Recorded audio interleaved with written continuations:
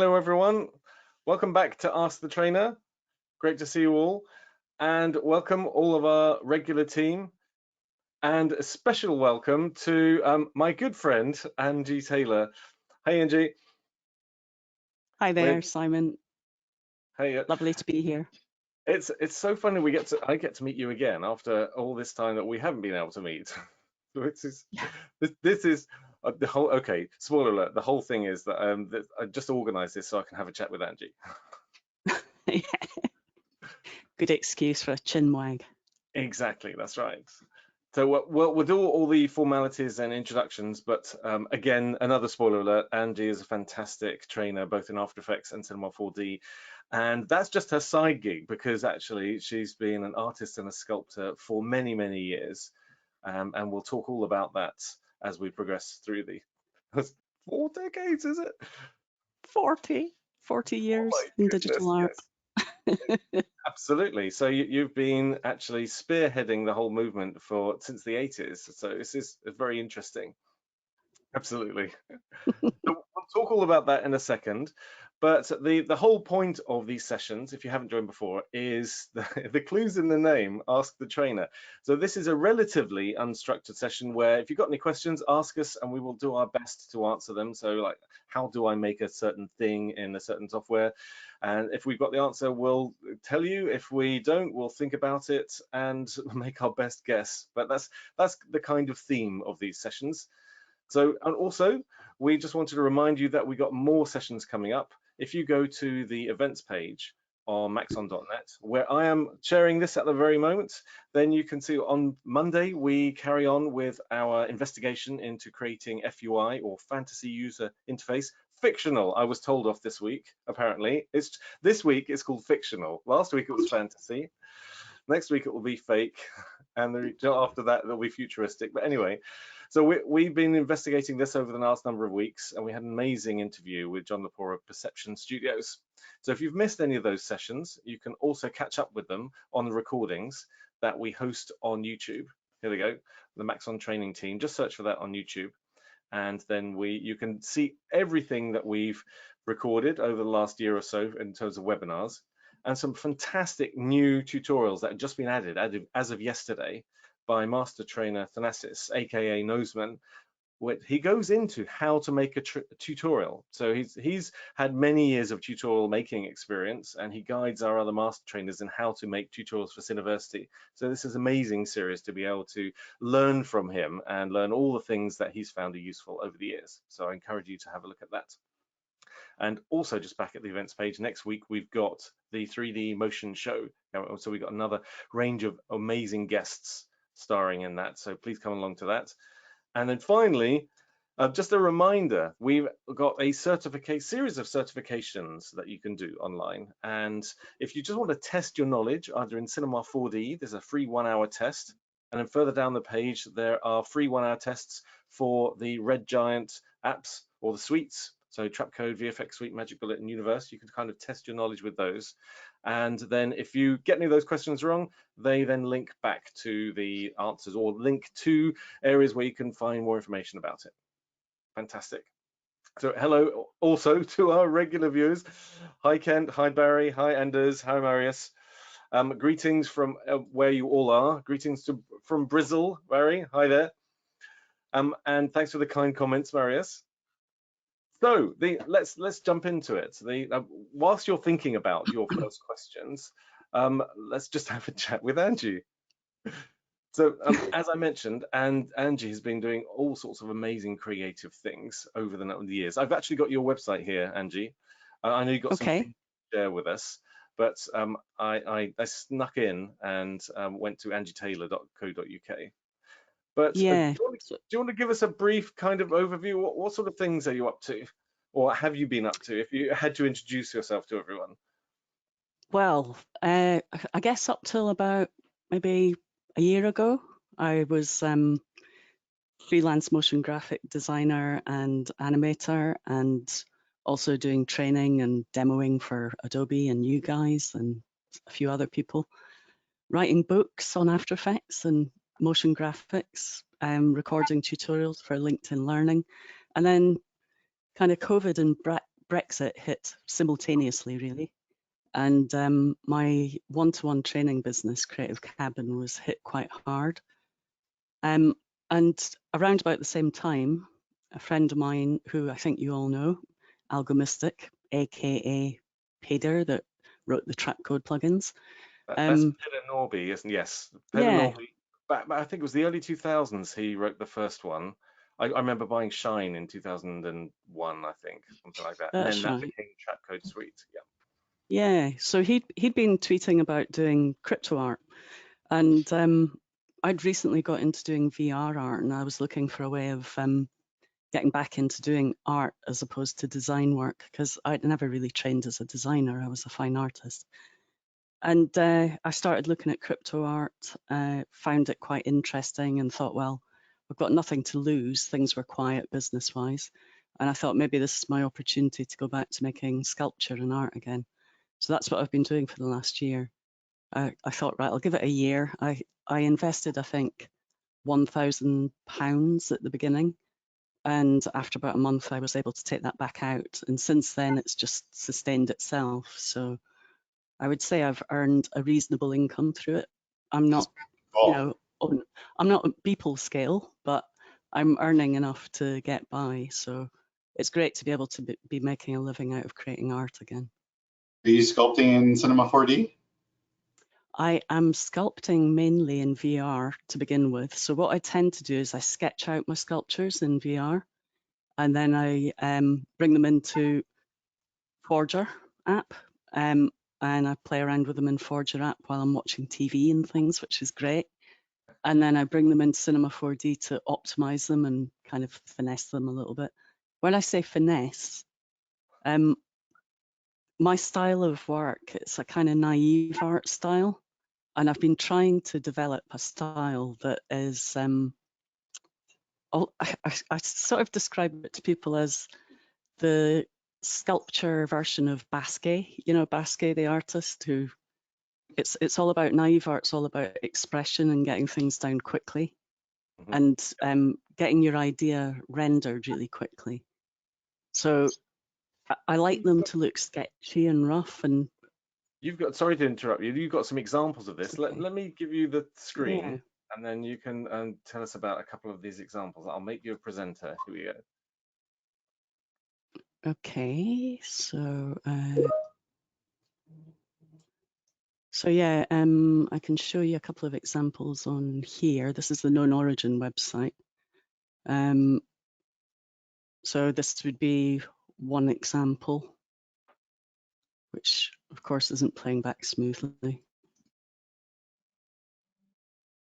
I'm on a crappy Wi-Fi connection. There we go. Oops, sorry, I chose the rude one.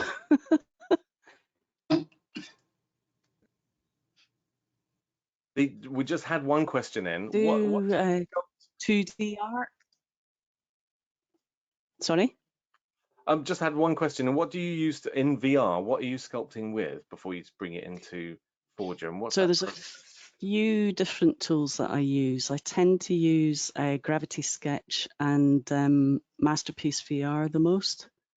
But I have used Tilt Brush in the past and Adobe Medium, but I tend to prefer Gravity Sketch and Masterpiece VR. Yeah, and then as I say, I take them into, these are some other examples. So this is a drawing, obviously. This one here is like a little animated sculpture. We're seeing three on the screen at Levels. the moment. Repressed expressionism, do a runner. Oh, and you've just lonked into Song to the Siren. Yeah. Okay, I'm not going to try and play them because unfortunately they're not playing back too well at the moment. But yeah, so it's trying to develop a kind of a style. It's very similar to my old sculptures that I used to do when I was at art college. I think I might have a picture of those on my website. Whoops.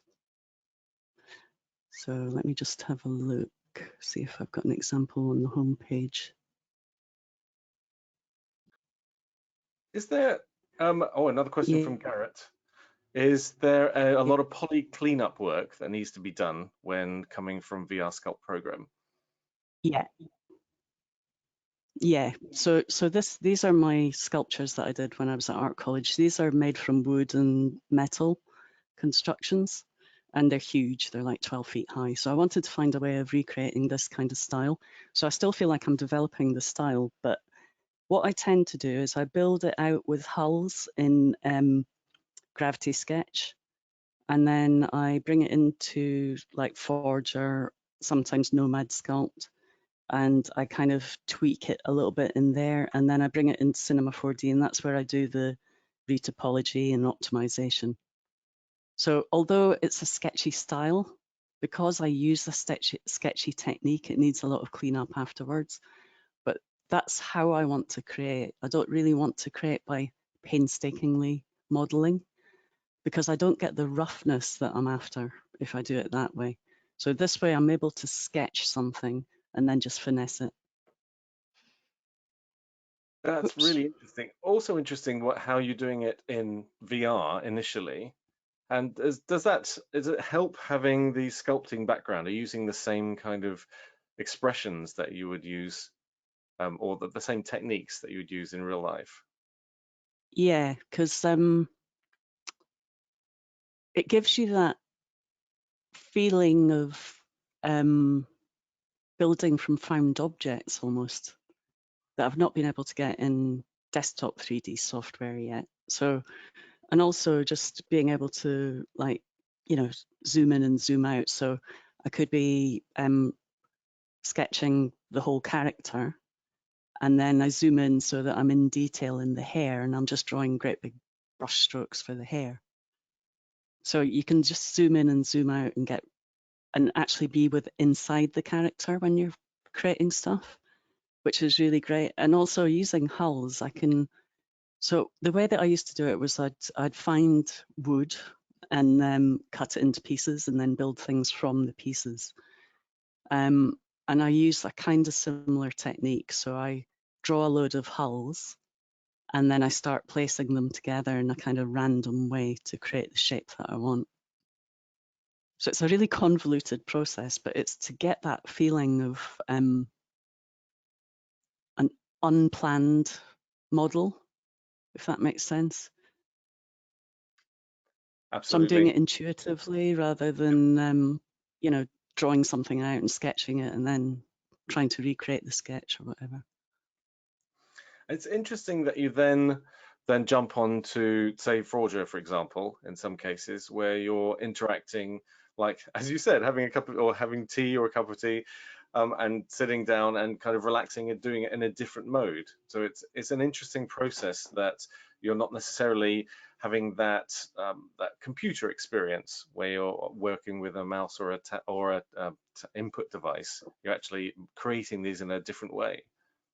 Yeah, I do kind of need the computer to do any precise work. So for example, this one here is like, there's two sort of styles. This one here's trying to recreate that kind of wood construction and metal style. And with this, I wouldn't really use Forger app. I would go directly to Cinema 4D and just adjust the polygons and do any optimization that I need, and then do add the materials and lighting and everything. Whereas this kind of style, like this one here, this is the kind that I would kind of work on in Forger app, where I want a kind of smoother, more cartoony look, because I'm able then to kind of smooth out the ridges, if you like, between the pieces that I've put together. It allows me to sort of dynamically retopologize it as well, which is quite useful. So rather than have to I'm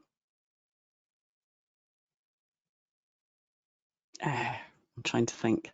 So yeah, I can combine, basically it allows me to combine all the shapes, almost like a Boolean operation. And then as I'm smoothing the object, it will automatically do the retopology for me. That's interesting. Greg is, by the way, Greg's asked a question and he says he's very impressed by the artwork as well. Oh, thank you. And he's asking, in VR, do you use goggles or are you just using the environment? I use a headset. I use an HTC Vive headset. It's Is that interesting what you also. mean? Yes, I think so. Ah, yeah. We famously call things by the wrong terms. So goggles, I think, goggles will do. I can, I don't know if you can see my webcam now, can you? Yeah. So this is what I use. This is my, actually this is the Vive Cosmos. So I've actually got quite a few headsets. So I've got a couple of Oculus ones, but I don't use them anymore. I prefer the Vives really. And these are the controllers. So these are what you use. These are what I use to sculpt with. What is it And about? obviously, Sorry, no, go for it. I was just curious about. You said that you prefer the Vive. I was wondering what is it about that one that you like? Is it the controller or the headset or both?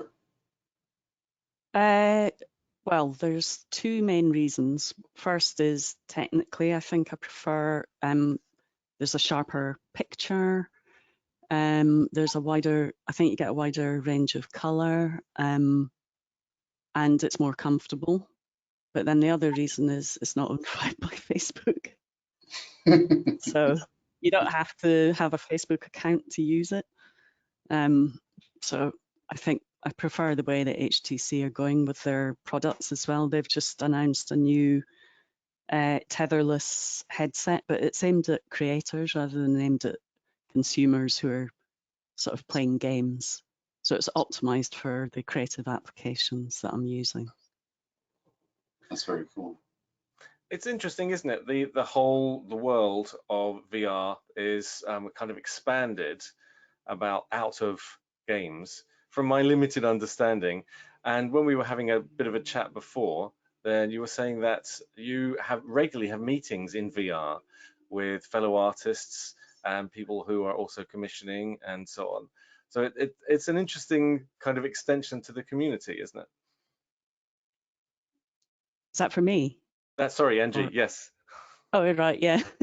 Yeah, so that's the other thing that crypto art has kind of introduced me to is the metaverse, which is, all the different kind of online worlds that have opened up as a result of it. So you've got things like crypto voxels and Decentraland, which are both independent kind of virtual worlds.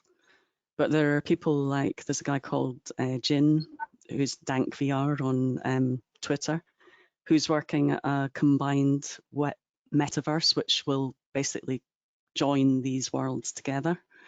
And they reckon that's eventually how the web will go, that, you'll have these different spaces, but you can also travel between those spaces without exiting VR and going back in again. Got it. Yeah, but you don't have to have VR to experience those. You can actually just jump in on your browser and use gaming controls to get them. But yeah, there's a weekly meeting called the WIP Meetup where everyone meets up and they just socialize and they have speakers, and there's trade shows on the metaverse. There's nightclubs. There's a guy that DJs every week and everyone goes onto Discord and they do things like GIF dancing, where they'll load up GIFs that are dancing in time with the music. And yeah, meetings on, instead of having meetings just on Zoom and GoToMeeting, you'll actually be sitting in a room with other people and be able to kind of dance with them or whatever you want to do. The dance So meeting. it's a bit nuts.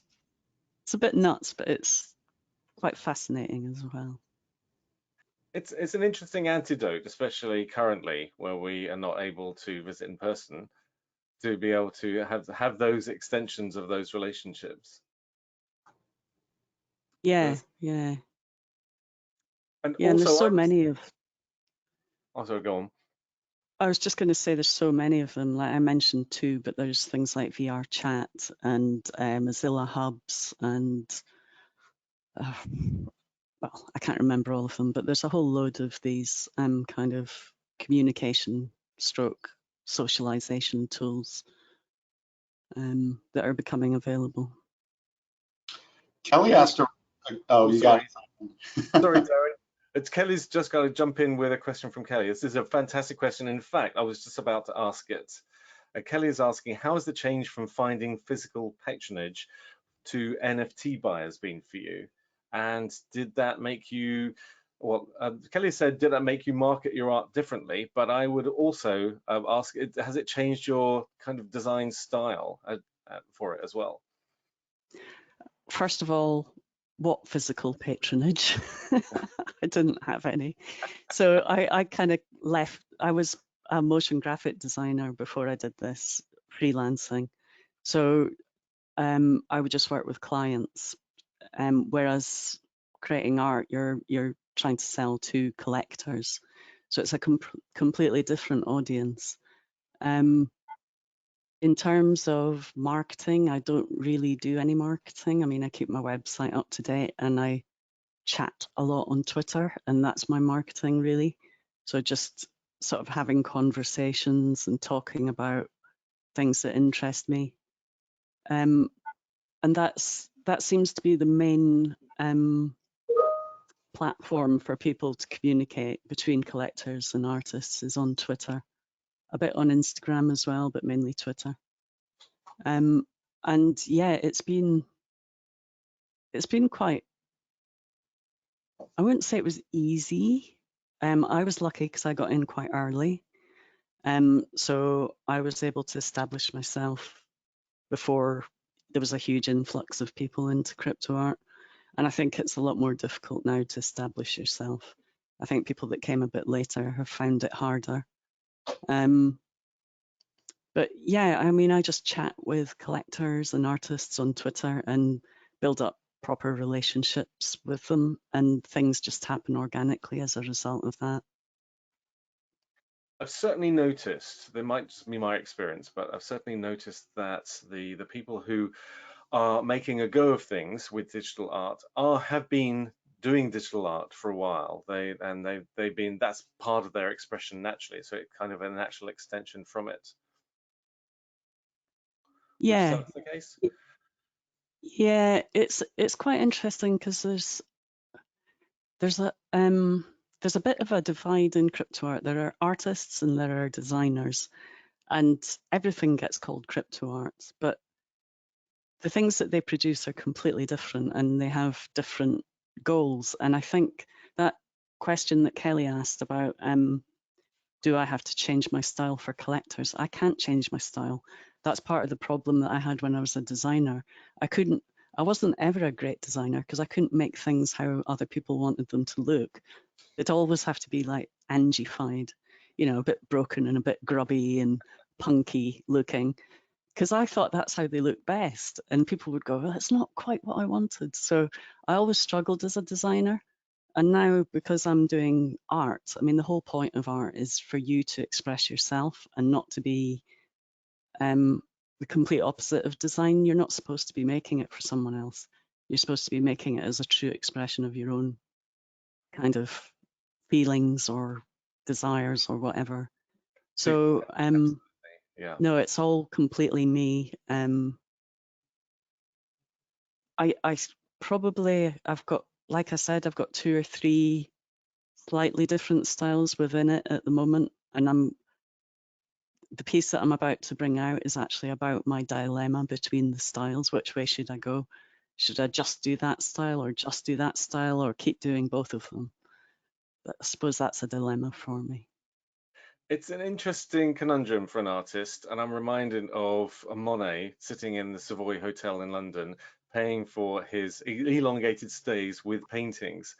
Probably thinking, am I making art, or am I an artisan making these paintings that actually mean that I can stay for another month? Yeah, I mean, I probably, if I was a designer, and I've seen a lot of designer friends do this, I would go on crypto art and I would just think, right, what's selling and make it. But I just can't do that. I I could start doing that, but it would end up looking completely different to what that other person does. Some people are good at that, some people are not.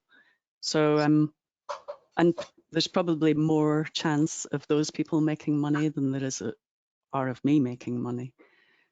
So I would say a lot of what is selling at the moment is kind of classic 3D. You know, Beeple's stuff obviously is sold well, but also there's a lot of stuff that I've seen that is just basically a copy of a tutorial that has sold for thousands of dollars, and I go, you know, so there's It's good and interesting. bad in everything. So. It's interesting, isn't it? When you do see that, I remember in Vegas a couple of years ago, walking down the main strip and seeing one of the presets from Particular just that up on the wall, and only the text had been changed, and it was exactly this. I think it was the same color as well. But that's why they're there. That's exactly the perfect use of it. But yes, it's an interesting one then to see that as a piece of art as well. You could argue that that's art in its own right. Yeah, I suppose it's what people define as art. So I think because at art college you can study design, but you can also study fine art, but both are at art college, so people just think it's all art. But when I say art, I think I mean fine art. So art for art's sake, if you like. You're not making it for a purpose. You're just making it as a form of expression. Whereas design is for a purpose. And they're both the arts. They're both part of the arts, but they're both different disciplines within that kind of umbrella of the arts. May I ask you a question, Angie? You mentioned Basquiat, and when you read the biography of Basquiat, he was mostly going into a studio, painting his soul out in minutes often, from what he just received as an impression or something like that. And his pictures often were sold wet even. I was reminded when I saw Biebel, he goes into a session, has maybe 15 minutes for a picture, expresses very fast what he just received politically or whatever. And do you see in the tools that you use a similar simplicity or ease to express yourself? Because when I see all your work, it's very expressive. It's more abstract expressionism, Egon Schiele, when I see some pictures also. And do you Thank see you. some of the Forger and all of these where you say you have this stuff in your tummy maybe, and you want to get it out of the screen? How easy is that for you? That Yeah, would be I my think question. that's a great question. And I think that's what VR gives me, is that immediacy of expression. Looking at Basquiat and Beeple, I get the Basquiat thing because for me, because Beeple uses like stock imagery, and I've got like some of my favorite artists, like A Lot of Money. There's a guy called A Lot of Money, and I love his art, but he makes his art out of stock imagery, and I love it. But personally, that doesn't give me the satisfaction, the expressiveness, because I'm not actually creating the image myself, and that's a completely personal thing. But that's what VR gives me. I can just like expressively make strokes, and they might not be perfect, but I like the fact they're not perfect, because that says something about whatever I'm doing at the time. I suppose the difference between me and Basquiat is I do that, but then I kind of go and tweak it. I can't resist the tweaking. So I would probably take, maybe half a day to create something, but then a week to finish it. Because I'm playing around with different lighting and different materials, and, finding the way that I want to present it is what takes a longer time. But the actual core of the art piece is very quick and very expressive. How do you know when it's done? Never. They're never done. They're never done. You just get to the point where you think everything that you're doing is making it worse. And then you think, right, that's time to stop. Glad we have backups. Oh, I've got about, my files system is terrible, but I've got about 1 million different copies of every sculpture that I've done. And because I use quite a convoluted workflow, because I go from VR and then I have to export from VR, which is a bit of a pain. And then I import that into my iPad. And then so it has to come out as FBX, and then it goes out again as GLB. And then I can't go straight from GLB into Cinema 4D, so I have to go to Blender and then export it from Blender as a FBX again, and then back into Cinema 4D. And then eventually it'll come out of Cinema 4D as a PNG sequence or a TIFF sequence and into After Effects. In fact, that picks up a question that Barry asked early on. By the way, everyone, feel free to jump in your questions. We've been having a side conversation with Peter about a Redshift OSL question. So feel free to ask non-sculpting questions as well, because that's our hour here. This is why we're here to do this stuff. And Torrance, we haven't forgotten your question. Torrance has got quite an interesting one about a Redshift workflow that involves After Effects. So that we'll have a discussion about that shortly as well. But just whilst we're talking about the artist world and the VR and the virtual artist world, Barry is asking, Angie, what res and format are your artworks sold on? So I imagine, is that resolution? Yeah, usually 2K or 4K. But usually what I do is make a variety of resolutions available, because some people prefer, in terms of frame aspect ratio, some people prefer a widescreen format, some people prefer a cropped square format. So usually what I'll do is I'll post whichever I think is the best one out of those framings. And then in the description, it will say, also available.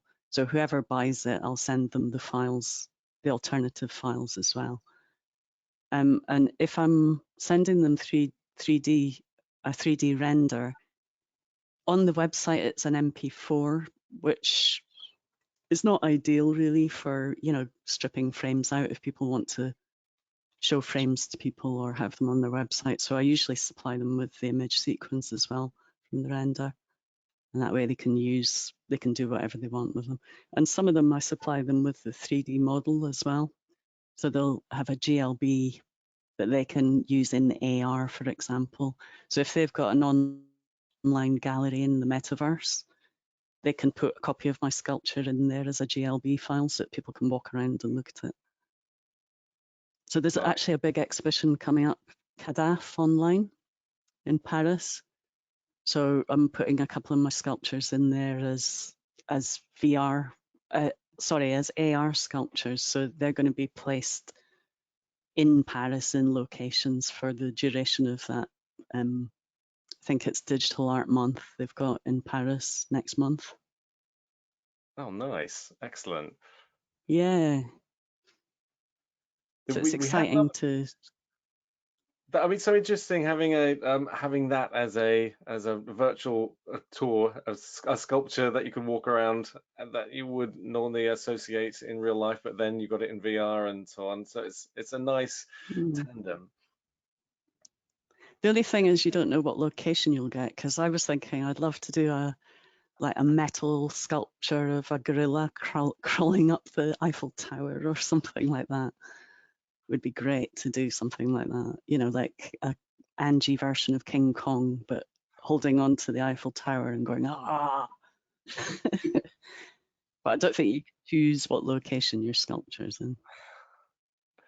We did have a question earlier on, which was, if you are getting paid in cryptocurrency, how do you then manage that in real life? What's for an artist, what is a pragmatic way of dealing with that?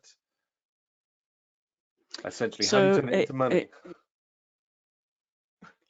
There's a few different ways. Obviously, you can cash out. So just in the same way that you would go to a foreign currency exchange to buy or sell euros, you can go to places like Coinbase or Binance or Uniswap and swap your currency back to US dollars or pounds. Alternatively, there are a few other services, like you can get a credit card that spends Bitcoin or Ethereum or Tezos or whatever. So you can just go into any shop and spend it as you would with any other credit card. So you can, pay for your online deliveries, pay for your pizza, go to the supermarket. And then there's also a couple of services, and I can't remember the name of them, but where obviously there's highs and lows in terms of it's very volatile cryptocurrency. It goes up and down very rapidly. And obviously that makes people nervous. They don't want to take those huge losses, potential losses. So there are companies that will hold your cryptocurrency, and they will absorb the losses, but also they'll absorb the huge benefits, and they'll just pay you a flat rate of 10% interest on whatever they're holding for you. But that's how confident they are that, it's more likely to go up than down, because the percentage kind of reflects their confidence in the currency. There's been some But stores. Oh, sorry, go on. I was just going to say I buy digital art as well, so I've been buying other artists' art. So I've sort of become a bit of a collector as well. Excellent. Certainly you can accept, or rather some stores in the States have now started to accept cryptocurrency as well. Yeah, Brighton has, you can go to a coffee shop and pay in Bitcoin in Brighton. There are ATMs in Brighton where you can go and take money out. I assume you put in your wallet address or something, and then it gives you normal money in exchange for whatever. You would type in how many Ethereum you want, and it will convert it to whatever the value is in pounds or dollars. It's a bit, the tax is a bit of a nightmare, but there are accountants in the UK that specialise in the tax implications. It's a bit more complicated than, the usual. Absolutely, it's new ground, isn't it? I was reminded of your punk spirit from the 80s and how you're effectively doing that right now with the kind of rules are being made up as we go along, aren't they? Yeah, and I think that's part of what attracted me to it, because it had that energy that the punk movement had. When I first joined crypto art, it was still, I've considered myself to have been quite late, because I think 2014 were the first, the embryonic stages of the crypto art community. But I suppose I got in just before it got really huge, so it still had that kind of energy of being new and making it up as we went along, and people making art who have never made art before, so creating things like trash art, which is one of the kind of sub-genres of crypto art, where it's, people with no artistic training whatsoever just creating these memes and animations. It's a great playing field leveler as well, though, because as you say, you don't have to have a specific background or geographical location. It's a great way of being able to express yourself. Yeah, it's been amazing for people in third world countries. I know people from South America, Africa, India, and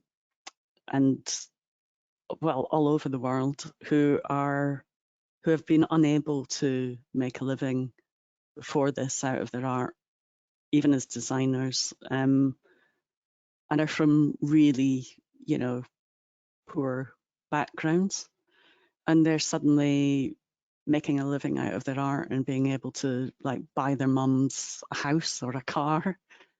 It's been incredible. It really changed some of these communities. I do think there's good and bad in it. The bad thing is most of the money is being earned by 8% of the people within it. And I think there are some of us who are trying to change that. Like, I'm part of Dada. So if you go to Dada NYC, dada.nyc.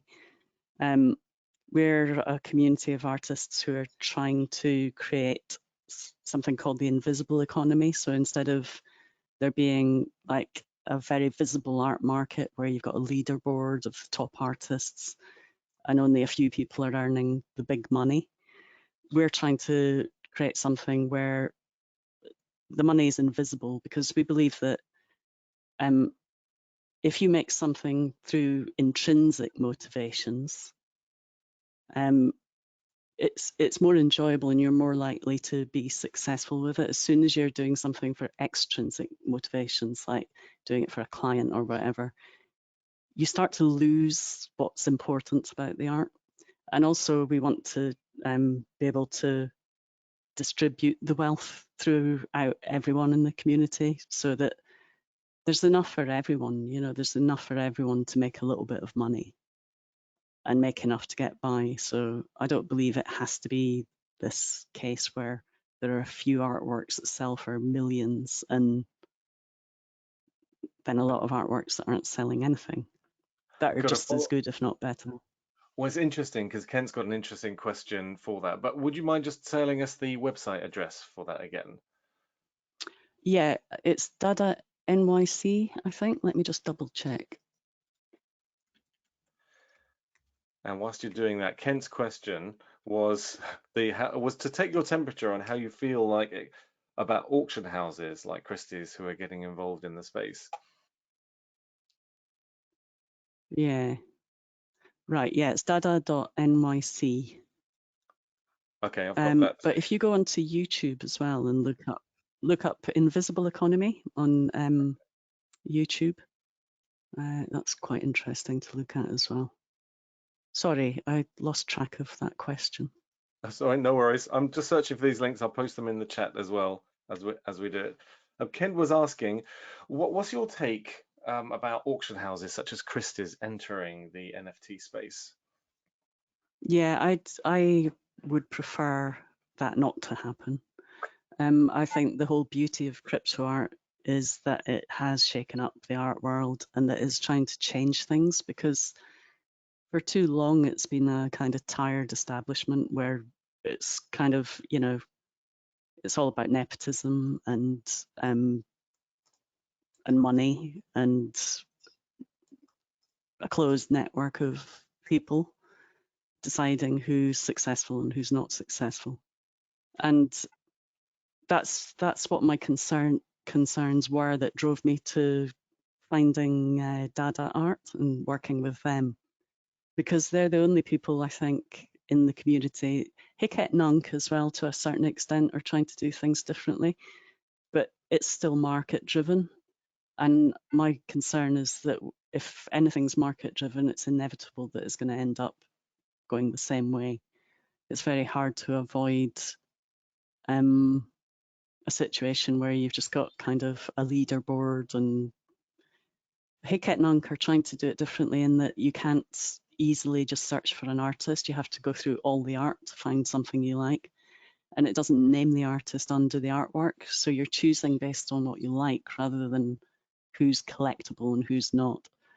But people are writing bots that can override that. So people are now able to search for artists. So that's what I mean. It's inevitably going to end up like that, I think. Yeah, It's interesting. Oh, sorry, go on, Sassy. I think the beauty of all of that is that everyone can have his own gallery on the website and sell, and you cut out the middleman. When you talk to Christie, for example, which I did a month ago, you have to have a gallerist who presents you to Christie's. So you can't just go to Christie's and say, hey, I have cool stuff and please sell it for me. That's not possible. So you're staying inside of the system that you try normally to get out. But when you take a look to nifty places, or you have that middleman instantly there, but you can choose to have it like Angie on your website, or go to places where it's more, yeah, like Dada. In the old days, Dada is Dada. And I think that's where they take the name from.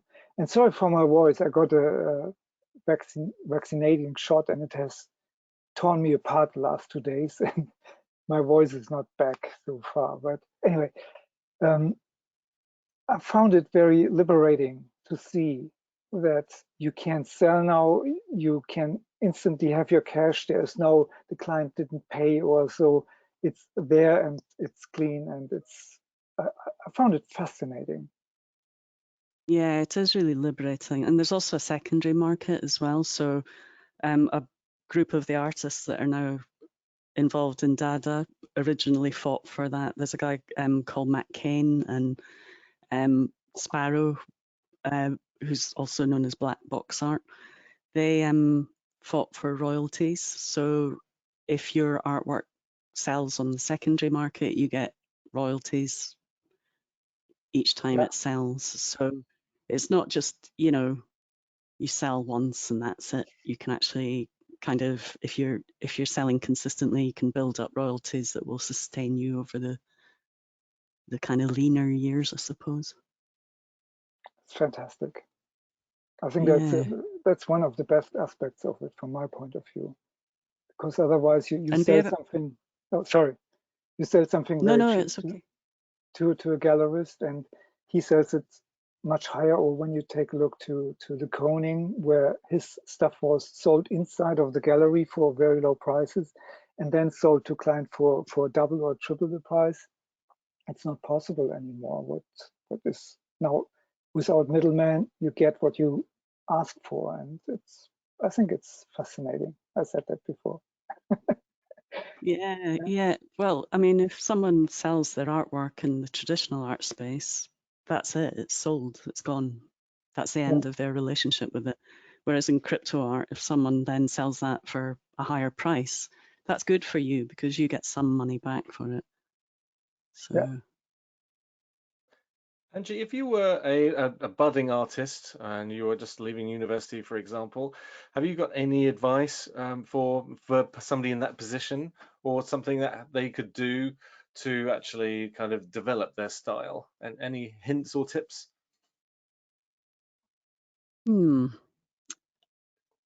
in terms of crypto art or just general? Do you I mean think just bracketed with crypto art, creative? given your experience that you've done both. Yeah, I would say get involved with Hicket Nunk because it's a very easy platform to get on. There's no gatekeepers. You just open an account, get on there. Okay, silly question. How do I spell that? Hicetnunc. It means here and now in Latin. Hicket Nunk. Got it. Okay. There's a guide. So I'm part of WOCA, which is Women in Crypto Art. So we started that because, like the traditional art world, the balance is not quite as it should be. So we're trying to kind of give support to women in crypto art and help to encourage and young people to get, to help them to get into it. And on our website, we've got some tutorials on how to get onto Hicket Nunk. So if you go to Women of Crypto Art website, which I'll just tell you the address for.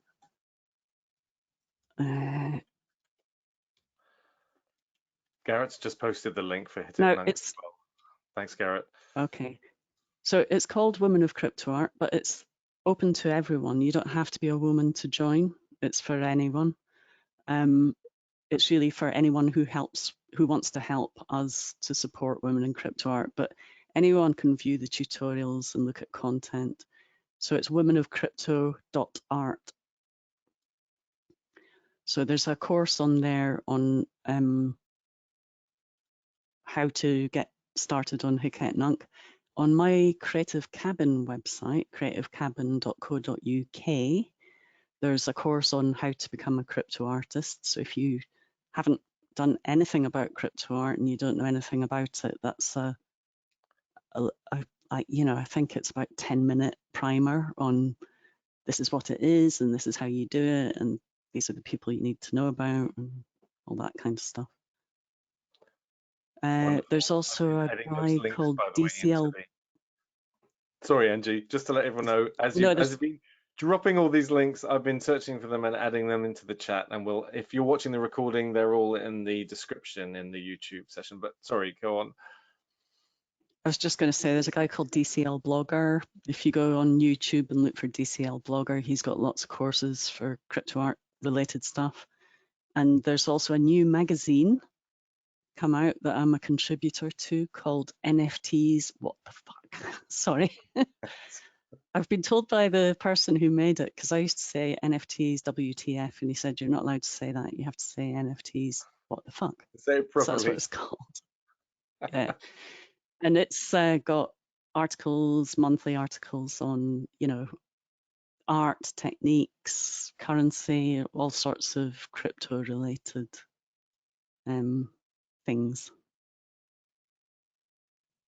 So it's worth subscribing to that as well. You can, if you look up NTFS WTF on Twitter, you should be able to find it there. Got it. And they have Twitter spaces and clubhouses every week, so you can join in, and there's loads of panels going on every day with crypto art. I'll do so. I'll add this link as well into the description notes. I'm just doing a search on NTFS and just getting the NTFS formatting for disks. So Oh, I won't share okay. that one. I'll see if I can find it. Oh, it's NFTS, that's why. Oh, got it. Okay. Da, da, da, da. Yes, so NFTSWTF on Twitter. So at NFTSWTF. Got it. Right. There it is. Posted that too. Yeah, and so I would just say to anyone, you know, just have a go. And the good thing about Hiket Nunk is people are quite experimental on there. A lot of people post their kind of more formal stuff on Super Rare or Known Origin, and then they post sketches and ideas on Hiket Nunk or more experimental work. So people tend to have more of a mixture of styles on there. That's more what people would expect to see. So it's a good place to start and experiment on. Great stuff. Dada's fun as well. Dada's got an online drawing tool. So the idea there is it's all about visual conversations. So someone will do a drawing and it comes up on a strip, a horizontal strip. So your drawing will come up and then other people can respond to your drawing. So they can say, okay, I want to make a response to that drawing. So a page will come up next to it where they can either continue the drawing, almost like creating a long strip that's just one continuous drawing, or they can just create a separate drawing that's a response to what you've drawn. So that's quite a nice way to experiment as well. Very collaborative as well. Mm. It's interesting. We've had a couple of comments about the punk aspect of all this, and Peter's finding it quite interesting, especially as it seems when punk goes pop or when street art goes legit. It's kind of has some parallels there.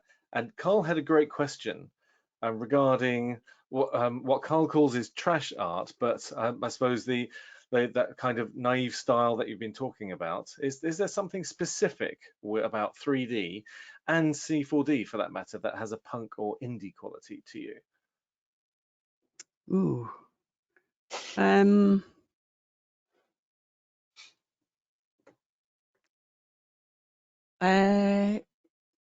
That's a really tough question.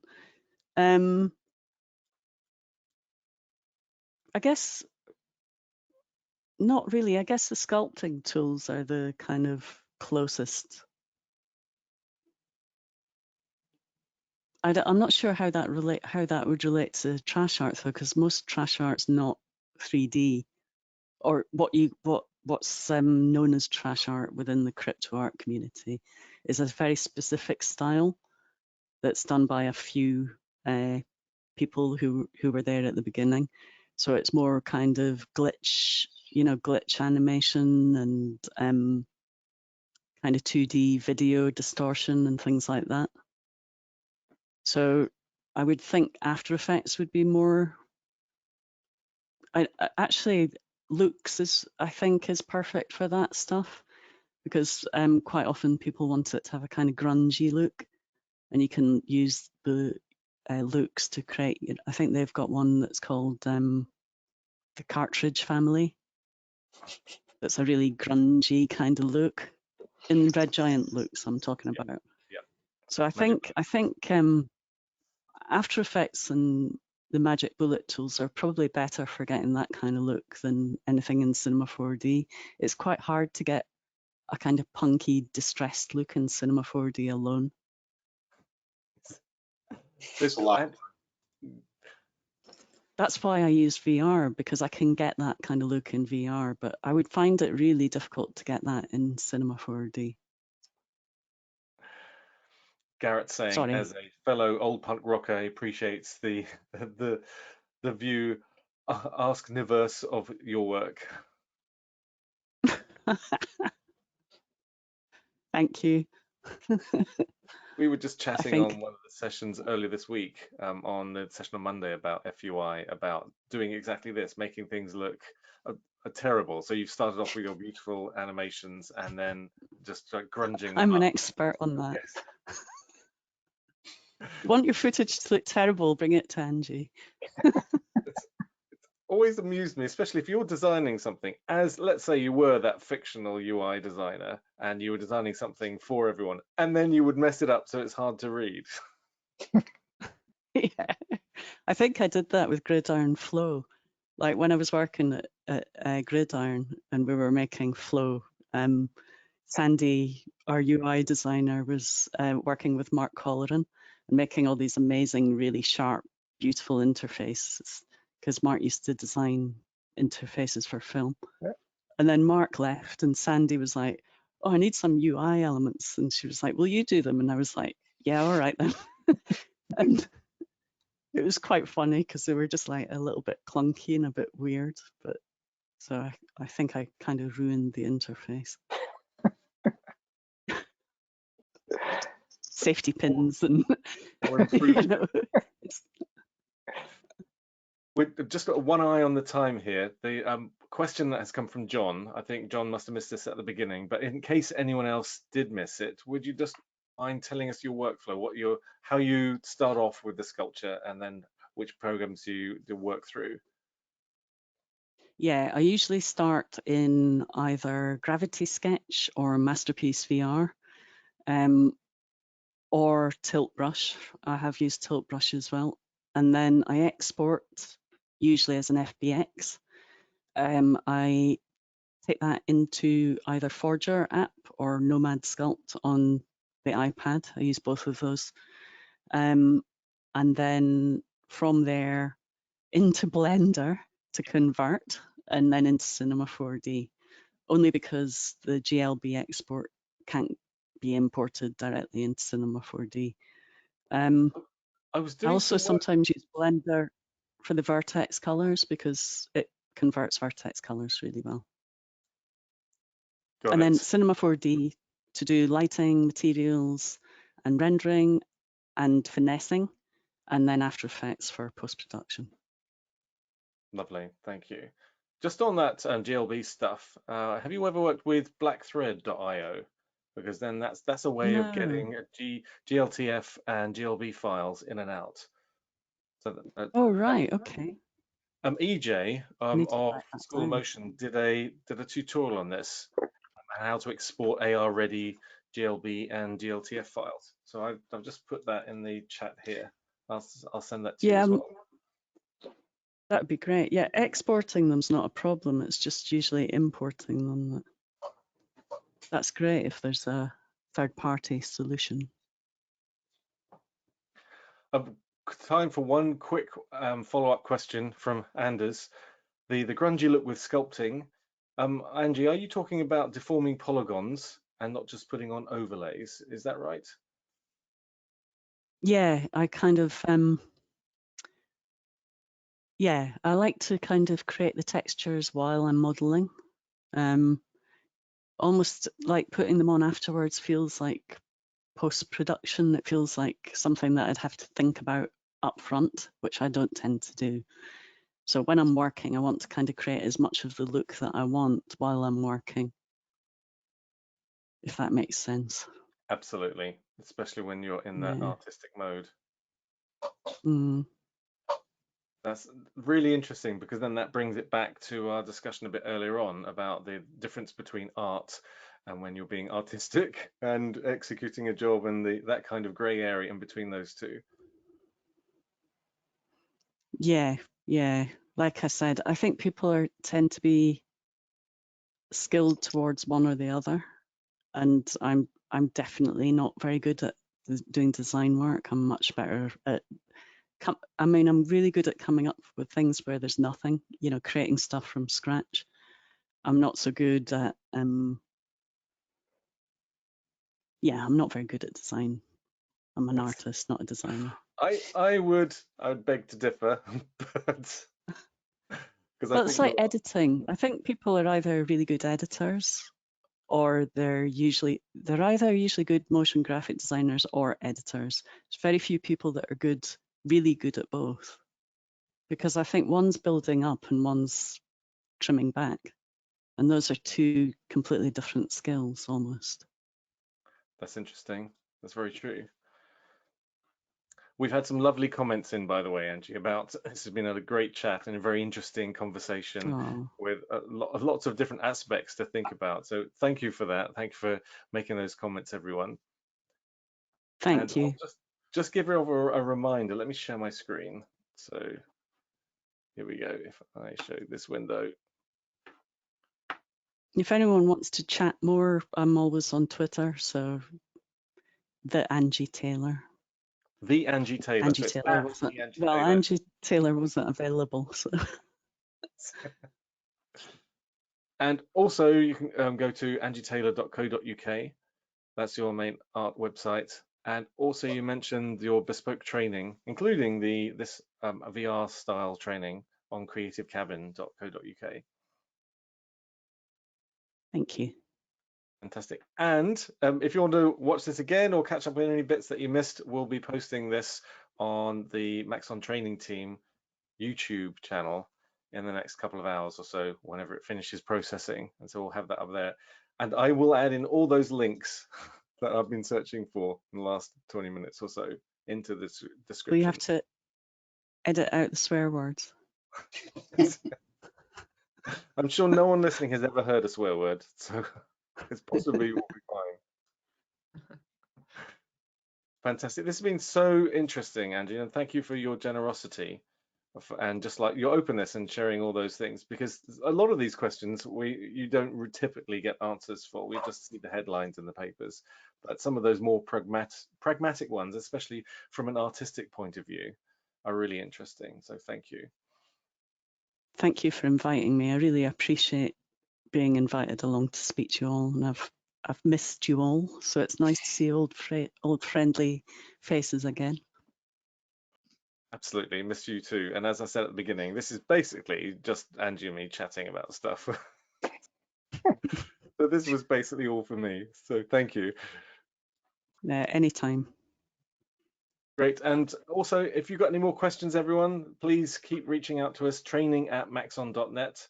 That comes to all of us, and we read all those emails, and also that suggests topics for future ones and future sessions.